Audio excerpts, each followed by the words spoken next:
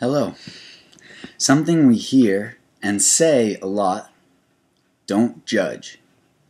The true implications of this phrase may surprise you. For starters, well, one might ask, what about Hitler? The classic villain, of course. Well, I'll let you come up with your own answer to that one, but consider that whenever you construct a spectrum of good and evil around a person, you put yourself on the same trial. And for any measure of goodness, there's always something even better. If you save one puppy from a fire and your friend saves two, does this mean that you're only half as good? In other words, twice as evil? I don't think so. I think the illegitimacy of this analysis begins immediately at the construction of the spectrum in the first place. I'm not saying do what thou wilt, because right and wrong don't matter. I'm saying that right and wrong are like darkness and light. They form each other, define each other. Therefore, the most righteous man can only be so because of his nemesis with a heart of pure evil. And the truth is that no anger about the evil, the anger being the result of your judgment, of course, will ever conquer it as long as we continue to depend on a spectrum of logical right and wrong. Likewise, no compulsory, joyful approval of goodness will ever open our awareness to the full truth.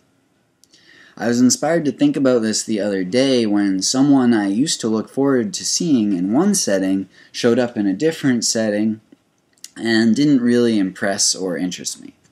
Now, was my first judgment of that person wrong, or was the second?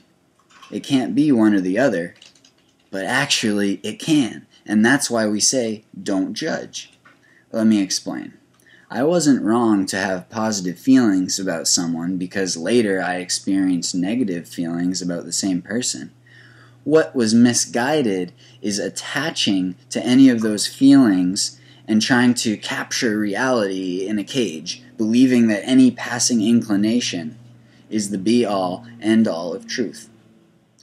I'm talking about getting into a flow where you never have to worry about figuring someone out because you know that your depth of analysis is exactly the degree of how potentially wrong you actually are.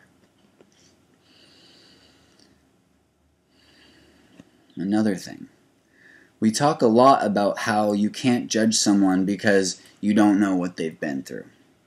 I like the first part of that. You can't judge someone. The second part, though, because you don't know what they've been through, I don't know. What if you did know what they've been through? Then it's somehow okay to judge them? No, of course. When I say don't judge, I mean it. There's no stipulation. Because relating to this specific example of knowing past circumstances, you have to consider that whether you know what they've been through or not, you definitely don't know what they're going to go through and turn into in the future. My advice is to never banish people, because one day you'll be the one outside their castle portcullis begging for mercy. When you relegate someone's status in your mind, you deny the possibility of their redemption, or at least fight against it, which is a fatal error, and that makes you the negativity. Before I close, I just want to remind you that while we usually conceive of don't judge as a suggestion not to consider someone bad, it only holds water as much as we apply it equally to those we might label good. My friends, strive especially to not judge yourself. Thank you for listening.